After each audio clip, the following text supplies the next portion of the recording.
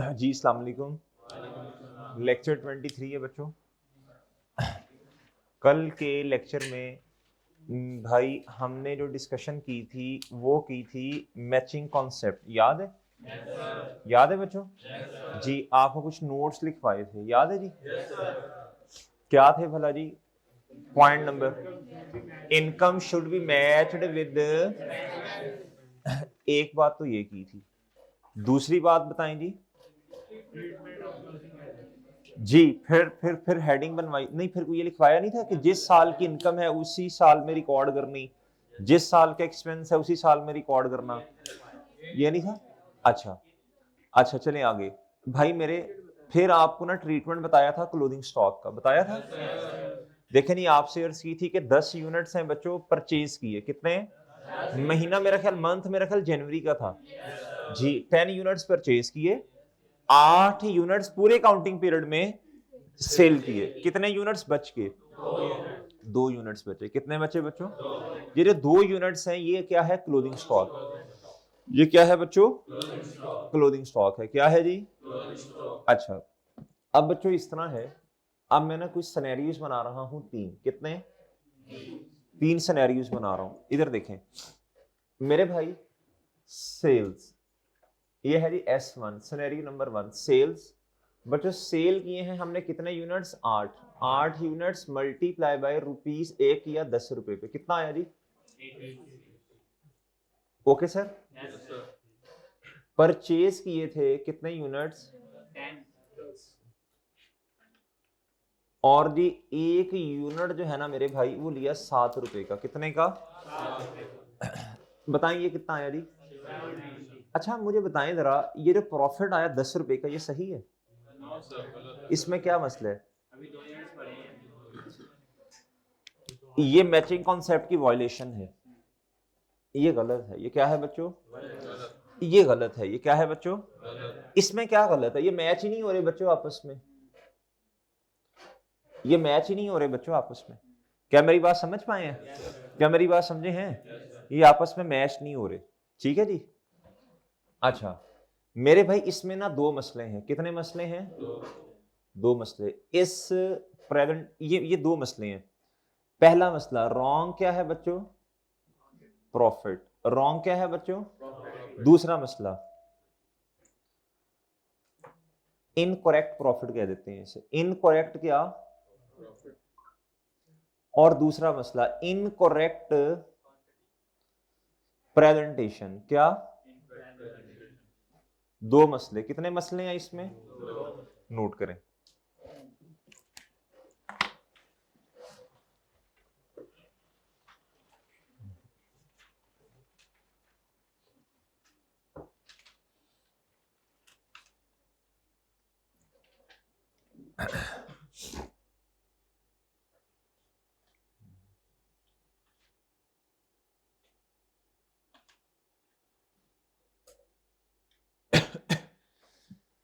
ये है जी scenario number 1।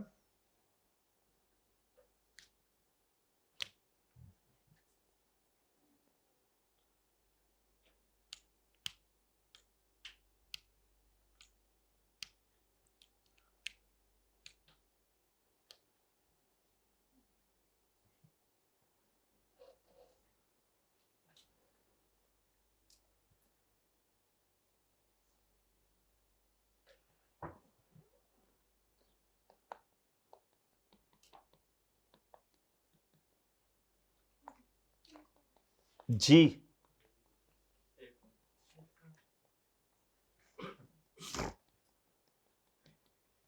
Classes में बैठो, जवाब देना आसान होगा फिर ऑनलाइन वालों को। इनकरेक्ट प्रेजेंटेशन, जी ठीक है। ये जरा समझ लें, इनकरेक्ट प्रेजेंटेशन का मतलब क्या है। हमने काउंटिंग किसके मुताबिक करनी है बच्चों? अरे बिजनेस नहीं चाचू, IFRS के मुताबिक। किसके मुताबिक? International financial reporting. ये जो प्रेजेंटेशन है ना, ये मैं आपको नहीं बताऊंगा, ये IFRS वाले बताएंगे। सही है बच्चों? और सही है बच्चों? वो जो बोर्ड है बच्चों, ये वो बताएगा, इंटरनेशनल अकाउंटिंग स्टैंडर्ड बोर्ड। अच्छा बच्चों, ये वो बताएंगे जी कि प्रेजेंटेशन इसकी क्या होनी चाहिए। मेरी बात समझ रहे हैं? और समझ रहे हैं बच्चों? अच्छा, इधर तक बात समझ आई? असल में मैंने आपसे कलर्स की थी ना कि हमने प्रॉफिट एंड लॉस स्टेटमेंट बनाना सीखनी है, स्टेटमेंट ऑफ फाइनेंशियल पोजीशन बनाना सीखनी है। उसका फॉर्मेट मैं नहीं बता सकता ना अपनी मर्जी से, आईएफआरएस के मुताबिक। वो जो है उधर तक आपको आहिस्ता आहिस्ता लेके आना है। वैसे तो रट्टा लगवा दूंगा तो वो फायदा नहीं होगा, वो तो रट्टा लग जाएगा बस। जी इधर देखें, अब इसको रेज कर रहा हूं मैं, लें सर 8 यूनिट्स क्या हुए बच्चों, बिक गए। परचेज कितने किए थे? मैं कहता हूं प्रॉफिट मेरा सही आ जाए किसी तरह। 7 रुपए का एक था ना, 7 रुपए का एक था ना, कितना हुआ भाई? 56। कितना जी? प्रॉफिट कितना? ये प्रॉफिट ठीक है, ये प्रॉफिट ठीक है। ये मैचिंग कॉन्सेप्ट हमने फॉलो कर लिया, ये मैचिंग कॉन्सेप्ट है। ये क्या है बच्चों? लेकिन इसमें भी मसला है। प्रॉफिट बिल्कुल ठीक है, ये मैच किए ना हमने, जितने यूनिट्स बेचे उतने ही है। ये मैचिंग कॉन्सेप्ट है, बिल्कुल ठीक है। प्रॉफिट आपका एक्यूरेट है, 100% करेक्ट प्रॉफिट ये। लेकिन एक मसला इसके अंदर भी है।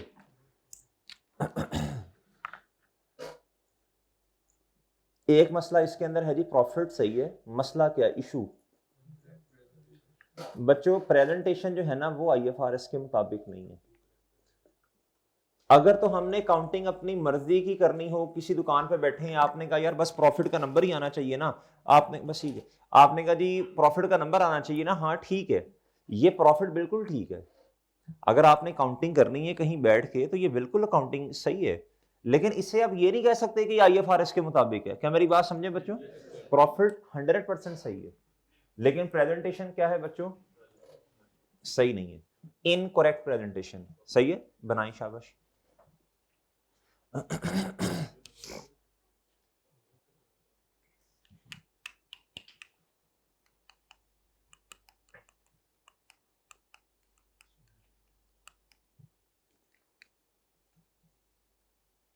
ये बुक पे अगर लिखेंगे तो बड़ा अच्छा है, ये बुक पे लिखना बेहतर है, बुक पे नोटिंग करना सही है, ज्यादा अच्छा है।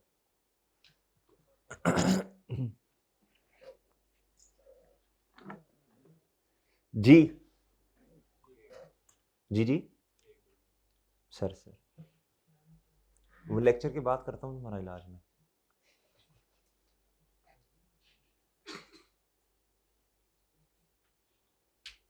ऑनलाइन वाले परेशान हो जाएंगे इंशाल्लाह, खातिर तो तुम्हारी लेक्चर ये हो जाए ना फिर करता हूँ।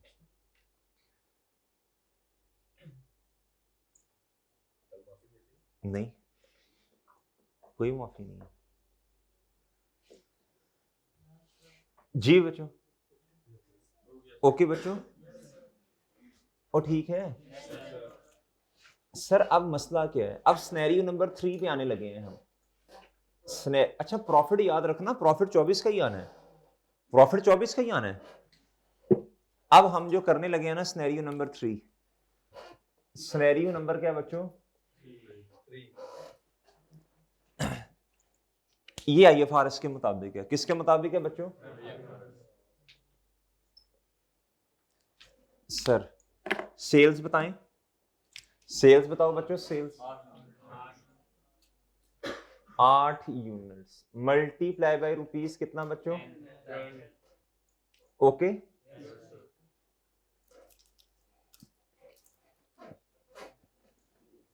जी।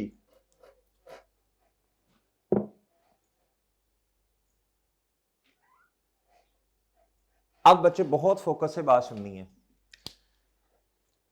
मेरे भाई। आईएफआरएस वाले कहते हैं इसमें से आपने लेस करना है कॉस्ट ऑफ सेल्स, चीज को बेचने का खर्चा। क्या बच्चों?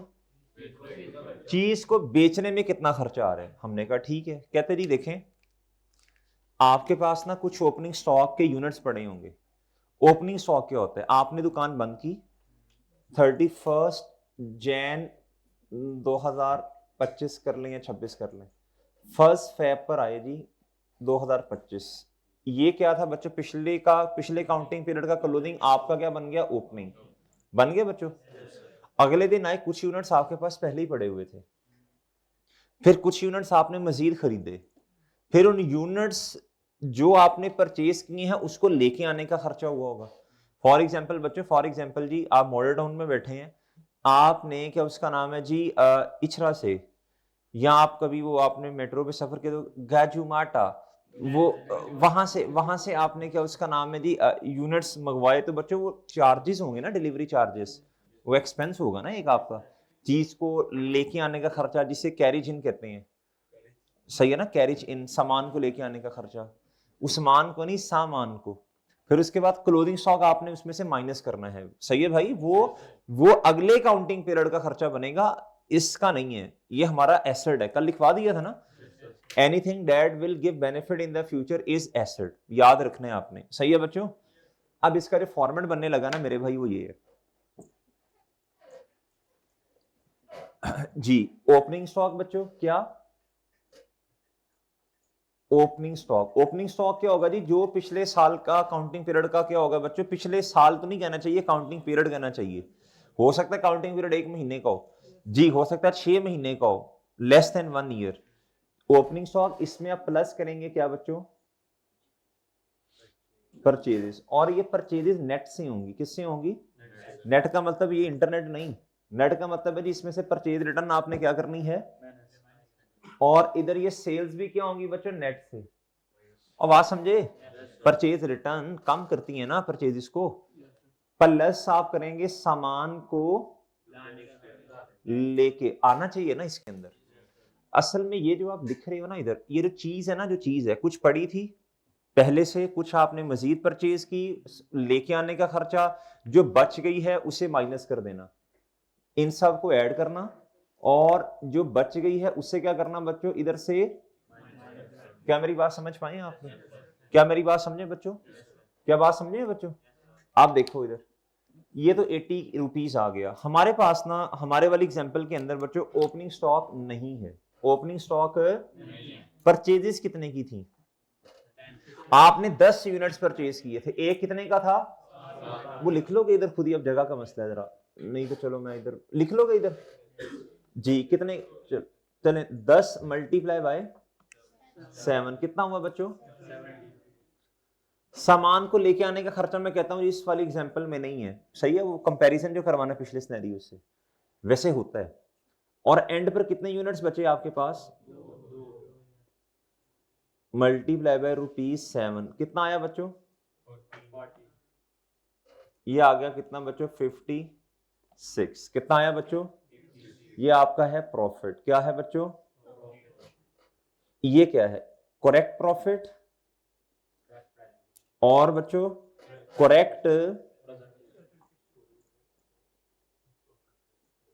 मैचिंग कॉन्सेप्ट फॉलो हो गया, इधर देखो मैचिंग कॉन्सेप्ट कैसे फॉलो हुआ, ये देखो 8 यूनिट्स है ना, आपने 8 यूनिट की इनकम रिकॉर्ड की ना, तो एक्सपेंस कितने यूनिट्स का रिकॉर्ड करना है, 8 का। अब देखो इधर, सर आपने तो 10 का किया, बच्चों मैंने परचेज तो 10 की है ना, इधर तो मुझे 10 यूनिट्स ही लिखने चाहिए, जो नहीं बिके उसको अलग करके शो करवाना चाहिए, ताकि ये ज्यादा अच्छी इंफॉर्मेशन आपको दे रहा है, यूजर्स ऑफ फाइनेंशियल स्टेटमेंट को ये ज्यादा अच्छी इंफॉर्मेशन प्रोवाइड कर रहा है, ये मैंने माइनस की है ना, 10 में से 2 माइनस किए तो 8 है ना, और समझ गए हैं, मैंने माइनस ही की है ना, प्राइस माइनस की, यूनिट थोड़ी माइनस होने, इधर प्राइस होती है, फाइनेंशियल स्टेटमेंट्स में अमाउंट्स आती हैं, क्या आती हैं बच्चों, तो मैंने 2 यूनिट की जो प्राइस थी वो मैंने माइनस कर दी बच्चों, तो मैंने एक्सपेंस, ये एक्सपेंस है, ये क्या है बच्चों, ये एक्सपेंस वाला डिब्बा है कॉस्ट ऑफ सेल, ये एक्सपेंस है, क्या है बच्चों, मैंने इनकम में से कितने यूनिट्स को माइनस किया, मैंने 8 यूनिट्स की जो इनकम है उसमें से कितने यूनिट का एक्सपेंस माइनस किया, 8 का ही किया, और समझ गए हो, समझ गए बच्चों, बात समझ आई है कि नहीं। तो देखो बच्चों, मैंने कहा जी मेरा फिर टोटल खर्चा बनता कितना है जी 56, कितना बनता है बच्चों, सॉरी ये तो गलत नहीं हो गया, ये इस डिब्बे का टोटल कितना आना चाहिए बच्चों 56, ये कॉस्ट ऑफ सेल है, प्रॉफिट कितना आना चाहिए बच्चों 24, हाँ ठीक है 24 का प्रॉफिट, ओके बच्चों, ये बात समझ आती है, ये बात समझ आती है बच्चों, और ठीक है, ये कॉस्ट ऑफ सेल का डिब्बा है, किसका डिब्बा है बच्चों, कॉस्ट ऑफ सेल का डिब्बा, किसका डिब्बा बच्चों? अच्छा 1 मिनट रुकिएगा, फिर नोटिंग का टाइम देता हूं आपको। इधर देखें बच्चों, ये जो प्रॉफिट आपको नजर आ रहा है ना, मैंने आपसे कहा ना हमने प्रॉफिट एंड लॉस स्टेटमेंट बनानी है। मुझे बताओ बच्चों, इनकम कितनी किस्म की होती है बताओ, शाबाश। इधर तो सिर्फ सेल रेवेन्यू नजर आ रहा है, अदर इनकम नजर नहीं आ रही। इसका मतलब है ये फिर पूरी प्रॉफिट और लॉस स्टेटमेंट नहीं है। अब इसमें कुछ और भी एडलेस होना है। क्या बिजनेस में सिर्फ जो चीज हम बेचते हैं वही वाले एक्सपेंस होती हैं, इसके अलावा भी कोई होते हैं? ये तो हमारी ट्रेडिंग वाले एक्सपेंस हो गए। अगर मैं बोलूं ये तो फिर मेरे ट्रेडिंग वाला प्रॉफिट आया, कौन से वाला? मिसाल के तौर पे सर इसकी एग्जांपल ले लें बच्चों। बच्चों आपने कहा जी मैंने ना मार्कर्स ये खरीद कर बेचने हैं। आपने मार्कर्स खरीदे, बेच दिए, आपको प्रॉफिट हुआ। क्या आपके सिर्फ यही है कि आपका प्रॉफिट हो गया? हालांकि इसके अलावा भी आपके कुछ एक्सपेंस हो रहे हैं। बिजली का बिल आ रहा है, भाई मेरी बात समझे कि नहीं समझे? बिजली का बिल आ रहा है, आपने इंश्योरेंस करवाई है, इंप्लॉयज आपने रखे, उनको सैलरीज देनी है आपने, और सही है बच्चों। उसके अलावा क्या उसका नाम है, रिपेयर मेंटेनेंस है, और सही है बच्चों। उसके अलावा मेरे भाई कोई इंटरनेट के चार्जेस होंगे, कोई टेलीफोन बिल होगा, और समझ रहे हैं कि नहीं? इसके अलावा बेतहाशा एक्सपेंस है। प्रॉफिट आया तो टैक्स एक्सपेंस है, लोन लिया तो इंटरेस्ट एक्सपेंस है, कैरिज आउट, कस्टमर कहते हैं चीज मुझ तक पहुंचाओ, डिलीवरी जिसे आप कहते हैं, तो मेरे भाई वो वाला एक्सपेंस भी है। तो लिहाजा ये पूरी प्रॉफिट एंड लॉस स्टेटमेंट आपके सामने अभी नहीं आई। मेरी बात समझे हैं? ये आपके सामने जो है ना, अगर मैं इसे ये कह दूं ये तो ट्रेडिंग वाला प्रॉफिट आया है, तो मैं गलत तो नहीं कह रहा? ये तो सिर्फ ट्रेडिंग वाला प्रॉफिट आया ना, इसमें से भी कुछ और चीजें माइनस होनी है, वो मैं आज नहीं बताऊंगा पार्ट्स में। कल कुछ बातें बताई, कुछ बातें आज इंशाल्लाह, कुछ फिर आगे के लिए रखेंगे ना, पार्ट्स में पढ़ेंगे तो। वरना मेरे लिए बड़ा आसान है, मैं एक ही दिन फड़का दूंगा आपको पूरी प्रॉफिट एंड लॉस। ना तो बच्चों समझ तो रट्टा तो लगा लोगे आप, कॉन्सेप्ट्स नहीं बनेंगे। थोड़ी थोड़ी बातें इंशाल्लाह हजम करेंगे आप, कॉन्सेप्ट्स बनेंगे, मसला नहीं होगा। ये जो प्रॉफिट है इसे कहते हैं ग्रॉस प्रॉफिट। क्या कहते हैं? बड़े वाला प्रॉफिट। क्या बच्चों? बड़े वाला प्रॉफिट। ओके बच्चों, इसमें से अभी बच्चों कुछ खर्चे क्या होने हैं? मुनाफे को कहते हैं ना बड़े वाला, ज्यादा वाला मुनाफा। अभी कुछ एक्सपेंस माइनस होने हैं ना, वो कौन से हैं आपको पता है? आपको पता है माशाल्लाह पता है कौन से हैं? अभी मैंने 5, 7, 8, 10 नाम ले लिए। Electricity bill, repair maintenance, employees को सैलरीज देनी है, रेंट हो गया बच्चों, इंश्योरेंस हो गया, कैरिज आउट हो गया, सही है बच्चों, इंटरेस्ट हो गया, टैक्स हो गया, और समझ आई है? लोन एक्सपेंस, उस पर जो इंटरेस्ट है जी। क्या बात समझ आ रही है जी?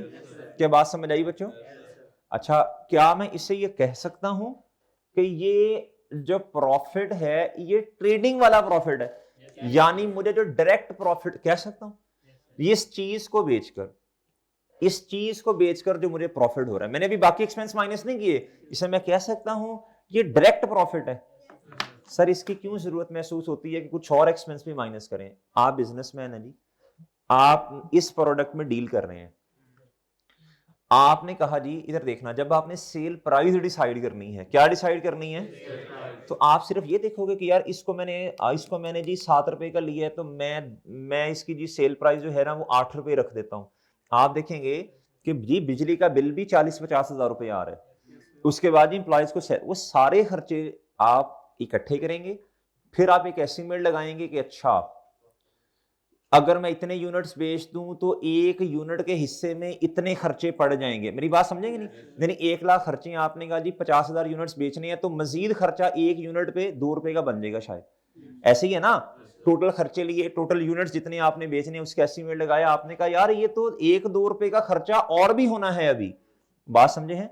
तो वो सारे खर्चे आप ऐड करके फिर अपना जो है वो सेल प्राइस डिसाइड करते हो। क्या मैं समझा पाया हूँ बात अपनी? कोई मसला बच्चों? तो क्या मैं दोबारा फिर उस पर आ रहा हूं, क्या मैं ये कह सकता हूं ये ट्रेडिंग वाला प्रॉफिट है? ये प्योरली ट्रेडिंग वाला प्रॉफिट है, इसको कहते हैं मेरे चांद ग्रॉस प्रॉफिट। क्या कहते हैं? और इधर तक जो बच्चों मैंने बनाया है, ये जो मैंने बनाया है इधर तक, इसे कहते हैं ट्रेडिंग अकाउंट। क्या कहते हैं? Trading account. इसे क्या कहते हैं बच्चों? ये ट्रेडिंग अकाउंट है। क्या है बच्चों? ये ट्रेडिंग अकाउंट है। क्या है ये? पूरा प्रॉफिट एंड लॉस नहीं है। सही है सर? पूरा क्या? वो इंशाल्लाह फिर कल बातें इंशाल्लाह हो जाएंगी ना, जी मेरी बात समझ पाए हैं आप? ओके सर, नोट करो, शाबाश। फिर इसकी दो एग्जांपल्स आगे करनी है। जी जी एक जो है प्राइस वैल्यू 10 रुपए, जो है टोटल जो है 10 यूनिट थे, उसके प्राइस जो है 7 रुपए, इस आपने अज्यूमिंग की है। ये नहीं बेचा 10 रुपए का, खरीदा 7 रुपए का। बेचा 7 रुपए का, सर जो 3 लॉस हो हेलो सुन लो जी, भाई कह रहे हैं 10 रुपए का बेचा और 7 रुपए का खरीदा, कहते 3 रुपए का लॉस हो गया। जुत्ती ला ले बंदा, 10 मार के फिर दोबारा से शुरू करे। ओ बेटा प्रॉफिट हुआ है मेरे मासूम दोस्त, प्रॉफिट हुआ बेटा, प्रॉफिट हुआ है। तुमने 8 यूनिट्स बेचे हैं और 1 यूनिट 10 रुपए का बेचा, तो इनकम 80 की आई ना। और आम आदमी जिसका कोई अकाउंटिंग से लेना देना नहीं है, वो कहता जी मैंने ना फिर हिसाब किताब भी 8 यूनिट्स को सामने, उससे तो नहीं बेचारे को पता कैरेज इन क्लोथिंग स्टॉक ये क्या है। वो कहता है यार मैंने फिर 8 यूनिट की इनकम रिकॉर्ड की ना, तो 8 यूनिट का ही मैं फिर एक्सपेंस भी रिकॉर्ड करता हूँ। 8 मल्टीप्लाई बाय 1 यूनिट कितने का, 7 का, तो 56, तो 24 का प्रॉफिट आ गया ना। वो तो हमने ये जो बनाया है, हर बंदा इस तरह प्रॉफिट एंड लॉस स्टेटमेंट थोड़ी बना रहा होता है, वो तो सादा सादा बनाता है। वो भी ठीक है, बिल्कुल ठीक है, मैं गलत तो नहीं कह रहा उसे, 100% एक्यूरेट है, लेकिन आईएफआरएस के मुताबिक नहीं है। हमने काउंटिंग सीखनी है आईएफआरएस के मुताबिक, वो समझ रहे हैं? अगर मैंने काउंटिंग ना पढ़ी होती तो बच्चों मैं भी इसी तरह, जो सिनेरियो नंबर 2 था, मैं भी सिनेरियो नंबर 2 वाली, क्या उसका नाम है, प्रॉफिट एंड लॉस स्टेटमेंट बना रहा होता। मेरी बात समझ रहे हैं? अगर मैंने काउंटिंग ना पढ़ी होती तो मैं ये सिनेरियो 3 पे तो ना आता, शायद मुझे जरूरत भी महसूस ना होती। मेरी बात समझ रहे हैं? लेकिन ये ज्यादा बेहतर है। क्या है? ये ज्यादा कंप्रीहेंसिव है। इससे पता ये चला, जरा ऊपर देखो, जरा ता देखो, उधर देखो, मैंने कहा जी 10 यूनिट्स खरीदे थे, बजाय एक ही दफा नेट करने के 8, 10 में से 2 निकाले 8, नहीं, ये मुझे इंफॉर्मेशन क्या प्रोवाइड कर रहा है, 10 यूनिट्स परचेज किए थे, कितने, उसमें से बिके कितने, 8, ये 2 मेरे पास अभी पड़े हैं, ये मेरा स्टॉक एसेट है। क्या है? इसलिए इस डिब्बे में से निकाला। वो कहता है ना मुझे क्यों निकाला, तो हर मेरे भाई ये एक हमारा असल में क्लोथिंग स्टॉक है। ये कल जब हम इंशाल्लाह कल ये जब भी एसओएफपी बनाएंगे, स्टेटमेंट ऑफ फाइनेंशियल पोजीशन, ये जो इधर से निकाला उधर जाके एसेट में रिकॉर्ड करेंगे। ये कल लिखवाया था ना आपको जी, ये नोट करें। फिर इसकी 2 एग्जांपल्स अभी हम करते हैं इंशाल्लाह।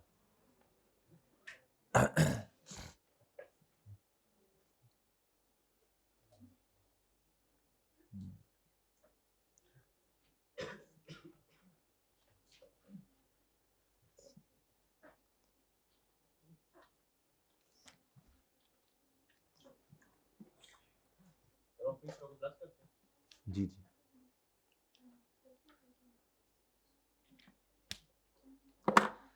जो पिछले साल का क्लोजिंग है वो अगले का क्या बनेगा, ओपनिंग बनेगा ना। ये हमारे वाले साल का एक्सपेंस नहीं है, ये अगले साल का, बल्कि साल तो नहीं कहना चाहिए, काउंटिंग पीरियड कहना चाहिए, ये अगले काउंटिंग पीरियड का खर्चा है, इसलिए हमने इसको निकाला। और बच्चों एसेट में ले जाना इसे, कैसे, वो इंशाल्लाह एसओएफपी जब बनाएंगे तब समझ आएगी। जी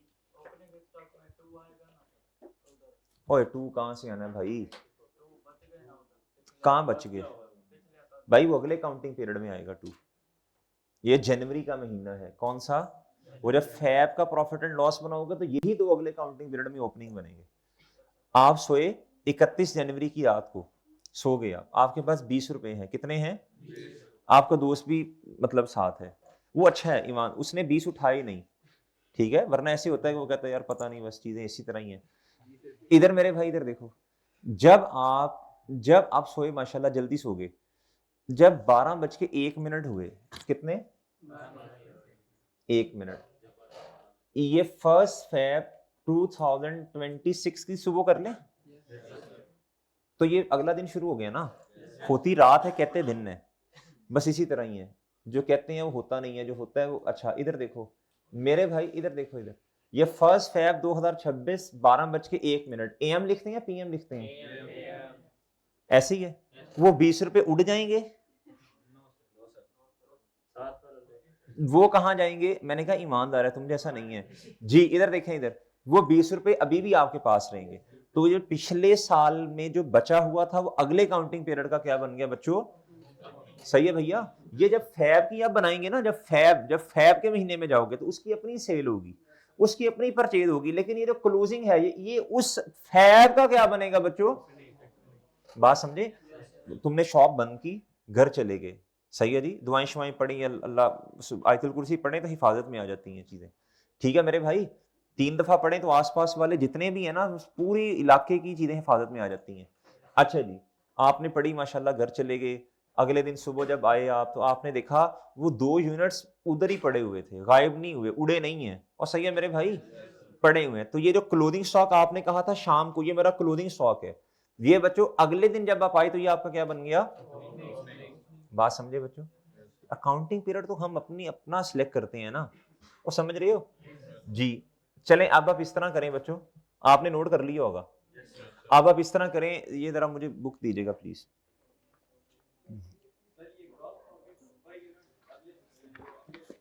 हर अकाउंटिंग पीरियड का अपना अपना प्रॉफिट होता है, हर अकाउंटिंग पीरियड का अपना अपना प्रॉफिट होता है, जनवरी का अपना, फेब का अपना, मार्च का अपना, जितने यूनिट ज्यादा बेचोगे शायद उतना ज्यादा प्रॉफिट हो जी।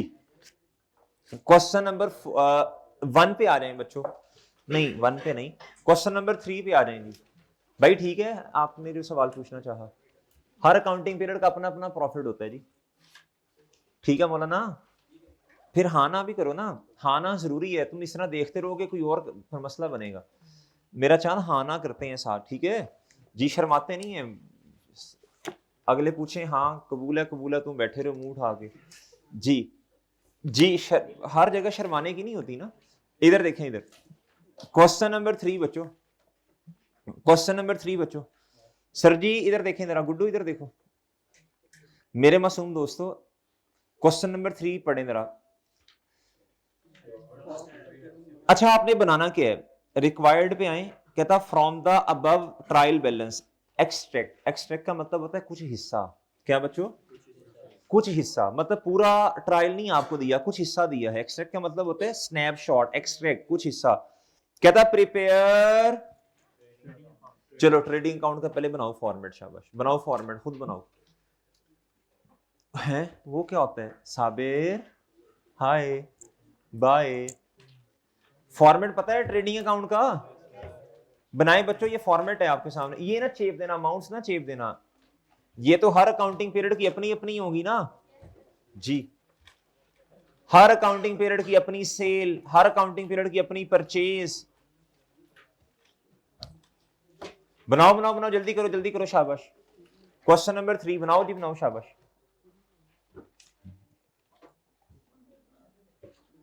ये मैं रेस कर दूं फिर बना लेंगे कि नकल मारनी है?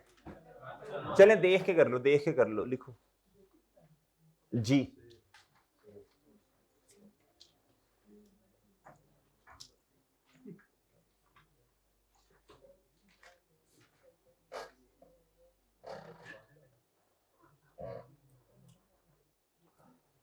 मोहतरम बात सुनना, सेल को हमने नेट से लिखना है, क्या करना है? सेल, फिर उसमें से शेयर रिटर्न क्या कर देंगे? कल आपको समझाया था कॉन्ट्रा, कॉन्ट्रा की बात हुई हमारी कभी? कॉन्ट्रा, कल मैंने कॉन्ट्रा एसेट, मैंने कहा था जी एसेट का उल्टा होता है कॉन्ट्रा, एसेट का उल्टा, एसेट की नेचर डेबिट है, अगर मैं कहूं कॉन्ट्रा एसेट तो आप कहेंगे सर जी उल्टा क्रेडिट नेचर, है ना, है ना, है ना जी। ये बात भूलनी नहीं है, याद रखनी है, ये बेस बनाइए आपकी। अच्छा सेल का कॉन्ट्रा क्या होगा? शेयर रिटर्न, कॉन्ट्रा उल्टा को कहते हैं, मतलब इधर देखो बच्चों, इधर देखो जी, इधर देखो मेरे भाई, सेल की नेचर क्रेडिट है, शेयर रिटर्न चीजें वापस कर दी, इनकम में कमी हुई, कॉन्ट्रा उल्टा से डेबिट, वेल डन। परचेज की नेचर डेबिट, परचेज की नेचर, तो इसका कॉन्ट्रा क्या होगा? परचेज रिटर्न, परचेज रिटर्न जो इस चीज को कम कर रही है, परचेज को, एक्सपेंस को, सही है भैया? तो इसकी परचेज रिटर्न की नेचर क्या बनी? Credit, credit, credit, credit. ये पेपर में क्वेश्चन आता है, ये पेपर में क्वेश्चन आता है बच्चों जी, ठीक है। अब इधर देखो, चलो ये फॉर्मेट बन गया, चलो बच्चों चलो शाबाश, फॉर्मेट बनाओ। ये क्या उसका नाम है? ये प्रैक्टिकल लाइफ है, ऐसा नहीं होगा कि मैं कहूं तो हो जाए, तू इस तरह हो जाए, फलां हो जाए, इधर बनाना पड़ेगा आपको खुद, शाबाश जी।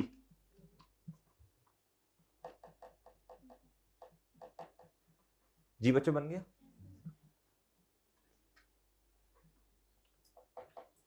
जी, बन गया बच्चों जी, भाई बन गया। ये जो एंड पे भाई बैठे हैं, भाईजान लैया वाले भाई बन गया जी? वो तुम्हारा तबका किधर है? बाकी घर गया हुआ है? चले आने दें तो फिर इंशाल्लाह फिर करते हैं कुछ जी। हैं क्या क्या हुआ समझ नहीं आई जी? मीटअप इंशाल्लाह करेंगे ना।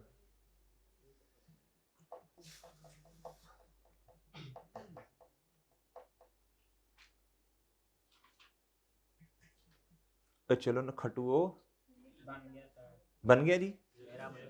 जी मोहतरम जी बच्चों क्वेश्चन करें शुरू।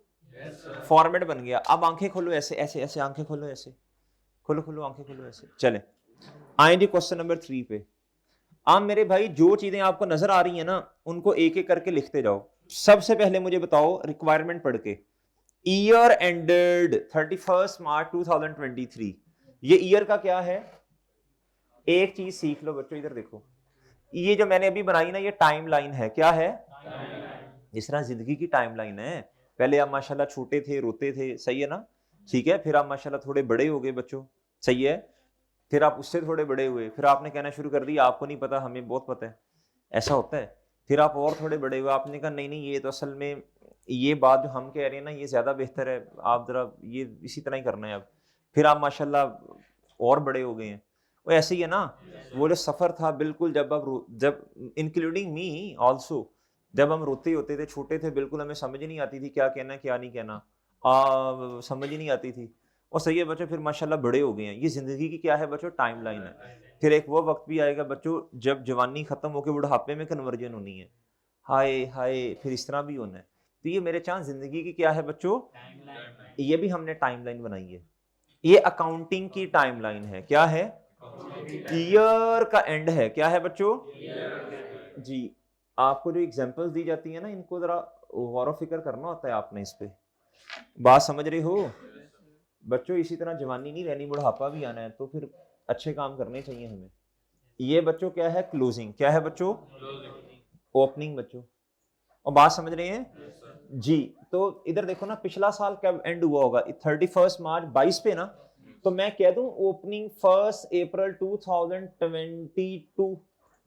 31 मार्च 22 पे साल खत्म हुआ पिछला, तो अगले ही लम्हे, अगले ही दिन, क्या मतलब उसी लम्हे क्या स्टार्ट हो गया जी? 1 अप्रैल 22 पे अगला साल। 9 महीने 22 के, 3 महीने, ये पूरा साल हो गया। डन? ये समझ आती है बात? इधर ना बच्चों का मसला होता है, कुछ बच्चे कहते हैं सर जी 1 मार्च 2022 से शुरू होना चाहिए, कुछ कहते हैं अप्रैल से। तो इसका आसान तरीका ये होता है, सर 31 मार्च 2023 ये साल का एंड है। पिछला साल कब एंड हुआ होगा? 31 मार्च 2022 पर। तो बस एक दिन आगे चले जाएं, 1 अप्रैल 22 पे आपका क्या आ गया जी? ओपनिंग आ गया। डन बच्चों? डन है सर जी? चलें मुझे बताएं, ये जो आपके पास ना स्टॉक है, क्या है बच्चों? ये क्लोजिंग है या ओपनिंग है? 52,400 तारीख देख के। चले नहीं, ये एक डिब्बा बनाना है। क्या बनाना है? डिब्बा। क्या बनाना है बच्चों? जी बताएं जी, इधर कितना आएगा? 52,000 नेगेटिव जी, हमारा क्लोजिंग जी। ओके बच्चों, डन है बच्चों?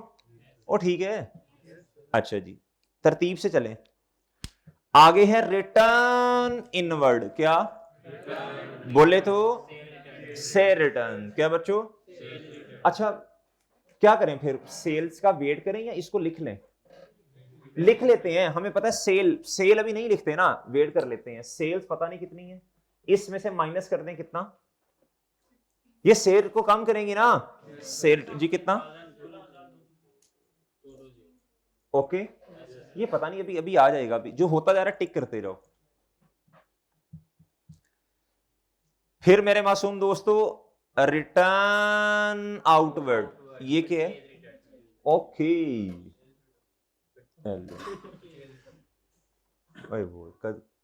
कदी ते सही जवाब दे दे बेटा जी। अच्छा जी, इधर देखो, इधर बच्चों ये है जी परचेज रिटर्न। अब जगह का भी है मसला, कोई बात नहीं, हम दोबारा बना लेते हैं, ज्यादा समझ तो आए ना जी। इधर थारी थोड़ी जगह छोड़ के लिखना था हमने कैरिज इन। क्या लिखना है बच्चों? और बच्चों फिर हमने इधर लिखना है माइनस क्लोजिंग स्टॉक। अब मैं जरा शॉर्ट फॉर्म में लिख रहा हूँ। क्लोजिंग स्टॉक हम पहले लिख चुके हैं ना जी। बताएं 52,000। अच्छा अब मुझे बताएं जी, परचेजेस तो मुझे नहीं पता, रिटर्न बता दें कितनी है। 19,480। ओके बच्चों, टिक लगा दो, टिक लगा दो, टिक लगा दो जी। साथ वाले के एक हल्की सी लगा दो अगर काम नहीं कर रहा तो जी। मेरे भाई परचेजेस क्या कितनी है जी? 3,90,000। अच्छा बोलने के कोई पैसे नहीं है, ठीक है बच्चों। 3,94,170। 3,94,170 जी। बच्चों बताओ जी, बताओ बच्चों कितनी अमाउंट आई बच्चों, बताओ शाबाश। ओए बोलो कितना? 690। Okay done. ओके ओके बच्चों आगे क्या है? ये परचेज रिटर्न है ना, और से रिटर्न, सॉरी से रिटर्न इनवर्ड चीजें वापस आ गई हैं। इनवर्ड के साथ लव्स भी पढ़ो, रिटर्न इनवर्ड नहीं लिखा, कैरिज इनवर्ड लिखा हुआ है बच्चों। ये सामान को लेके आने का खर्चा कितना? 24,000। बेटा इतनी की चीजें नहीं है महंगी जितना तूने सामान को लेके आने का खर्चा है जी। 2490। ओके अब क्या रह गया बच्चों? अब एक सीक्वेंस से चले ना बच्चों। सेल्स बता दें हैं 4 लाख जी। कितना? 416,920। ओके ओके ये स्टॉक ओपनिंग नहीं है। ओ ठीक है। ये जो कॉस्ट ऑफ सेल एक्सपेंस है इस डिब्बे का मुझे टोटल एक ही दफा बता दो इकट्ठा, ये कितना है इस डिब्बे का टोटल। ये दोनों ऐड करें, ये क्लोथिंग स्टॉक लेस करें। भाई ने अभी मुझसे पूछना है सर क्लोथिंग स्टॉक को लेस किया ना? हाँ सेल आ रहा है 453,100। कितना? 453 453 जी। ये बताओ ये डिब्बे का टोटल। नहीं 2-3 और बच्चे भी बताएं। बिस्सी कराते हो, बिस्सी करवाते हो ऑनलाइन वालों से जी। 3 लाख ये सही है। ये किसका टोटल? ये ग्रॉस प्रॉफिट आया नहीं जी। अब क्या आया बच्चों? ग्रॉस। ये तो कॉस्ट ऑफ सेल है। क्या है बच्चों? ये इस डिब्बे का टोटल, इस डिब्बे का टोटल, ये एक डिब्बे। आप बताओ प्रॉफिट कितना है? हेलो शामा पै गई हैं भाई। और इसमें से ये माइनस कर दो 1 to 8। चलो अब एक बच्चा कहे सर ये सही नहीं है, चेंज करवा दो। यही करना है ना हमने, एक दफा गलत लिखवाया एक दफा सही लिखवाया। चेंज करवाओ बच्चों। चलो ग्रॉस प्रॉफिट आ गया। क्या आ गया बच्चों? ओके ओके ठीक है। मजा नहीं आया अभी। अगला क्वेश्चन करो, क्वेश्चन नंबर 4 जी। क्वेश्चन नंबर 4 बच्चों, ये मैं रेस कर रहा हूं, ये मैं रेस कर रहा हूं, ये मैं रेस कर रहा हूं।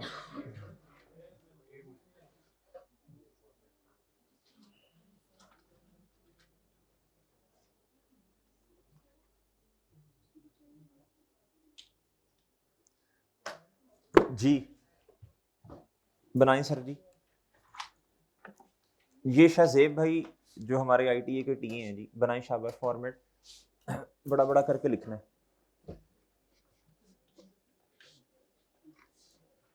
Sales less cost of cell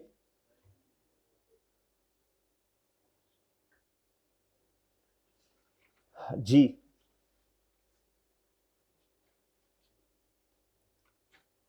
opening stock plus purchases net से नेट भी आगे लिखें, आगे नेट लिखें, हाँ नेट लिखें आगे, इधर भी नेट लिखें जी। हाँ क्लोथिंग स्टॉक और कैरिज इन लिखें भाई, स्टाइल से लिखते हैं ये जी। Carriage inward minus clothing stock, minus क्या बच्चों, क्लोथिंग स्टॉक। अच्छा ऐसे करें, ये जो कॉस्ट ऑफ सेल वाला डिब्बा है, इसको एक डिब्बा बनाएं, ये शक्ल दें डिब्बे की। गुड शाबाश जी। अब बच्चों इधर देखो, अब इधर देखो बच्चों, आए जी। सबसे पहले लफ्ज क्या आ रहा है जी, कैरिज इनवर्ड। अच्छा हम करेंसी रुपीज में कर रहे हैं ना क्वेश्चन, है ना। अभी तो ये क्वेश्चन में एंटिटी का नाम नहीं लिखा हुआ, जिस एंटिटी का डेटा हमारे पास होगा उसका नाम भी लिखेंगे, कल देखेंगे इंशाल्लाह। सबसे पहले क्या आ रहा है बच्चों, कैरिज इनवर्ड, कैरिज इनवर्ड जी। सेल्स रिटर्न, कैरिज इनवर्ड जी, इसकी गलतियां माफ हैं। कैरिज इनवर्ड जी, इधर कॉस्ट ऑफ सेल वाले डिब्बे में लिखें सब बच्चे, शाबाश। कितना जी, 980, 980 ऐड होगा। रिटर्न आउटवर्ड, आप पहले इसको कन्वर्ट करेंगे, से रिटर्न है या परचेज रिटर्न है, ये क्या है बच्चों, ये परचेज रिटर्न है। क्या है बच्चों, परचेज रिटर्न। तो ये परचेजेज में से माइनस होगा ना, तो परचेजेज अभी नहीं है, तो वो जो जगह छोड़ी है उसमें नीचे परचेजेस के, हाँ जी पहले वो बना लें, ब्रैकेट बना लें। अच्छा जी कितना माइनस होगा बच्चों, 840, 840 ओके बच्चों जी। फिर उसके बाद मेरे चांद रिटर्न इनवर्ड, से रिटर्न है बच्चों जी, सेल रिटर्न, सेल्स में से माइनस होगा जी कितना, 1290, 1290। सेल्स क्या बच्चों, इधर से माइनस करवाएं सेल्स में, सेल्स लिखें जी 162918। अच्छे बच्चे जो होंगे ना पहले 918, अच्छे बच्चे जो होंगे वो पहले इधर टोटल कर लेंगे जी। परचेजेस, परचेजेस, परचेजेस जी 1214, वो करते हैं अभी, 121437, इसको जरा 918 जी। अच्छा अब आए जी stock of goods 11320, stock of goods ये 11320, बताएं ये पॉजिटिव से आएगा नेगेटिव से आएगा, नेगेटिव से आएगा ओके मेरे चांद। अच्छा अब आप सेल्स का टोटल करवाएं बच्चों, शाबाश सही करवाना यार, 161628 जी। अब बच्चों ओपनिंग स्टॉक 0, ओपनिंग स्टॉक नहीं है इस क्वेश्चन में, नहीं है ना, इस क्वेश्चन में नहीं है। परचेजेस बताएं नेट 12059597। अच्छा अब आप इस तरह करें, ये डिब्बा पूरा बना दें आप, हाँ चलो ठीक है। इस डिब्बे का टोटल बताएं कॉस्ट ऑफ सेल का, कॉस्ट ऑफ सेल को इस तरह सर्कल कर दें जी, नहीं जी। कॉस्ट ऑफ सेल का टोटल बताओ कितना आया बच्चों, इस डिब्बे का टोटल बताओ, दोनों ऐड करें ये माइनस करें जी। 110257, हाँ जी ठीक है गुड शाबाश, कोमा जी। बताएं जी ग्रॉस प्रॉफिट कितना है, 513371 ठीक है, 51371 ग्रॉस प्रॉफिट, शाबाश जी, वो कॉमा लगा दो, ठीक है बच्चों ओके, ठीक है भाई। ये ग्रॉस प्रॉफिट आ गया, सेल में से लेस कॉस्ट ऑफ सेल करें, ग्रॉस प्रॉफिट आया जी। बच्चों अभी कुछ और एक्सपेंसेस भी माइनस होने हैं, उसकी बातें इंशाल्लाह फिर हम कल जरा देखेंगे, ठीक है। थोड़ा जरा चीजों को आसान करके, कल हो सकता है मैं SFP पहले बनवाऊं, वो बहुत आसान है, ठीक है जी। फिर इंशाल्लाह ये चीजें आगे आहिस्ता आहिस्ता यही चलनी है कुछ दिन, ठीक है बच्चों चलें ठीक है जी। अच्छा होमवर्क क्या है, यही क्वेश्चंस दोबारा आपने करके आने हैं अपने हाथ से, क्वेश्चन 3 और 4, ठीक है बच्चों। इजाजत दीजिए जी, अल्लाह हाफिज।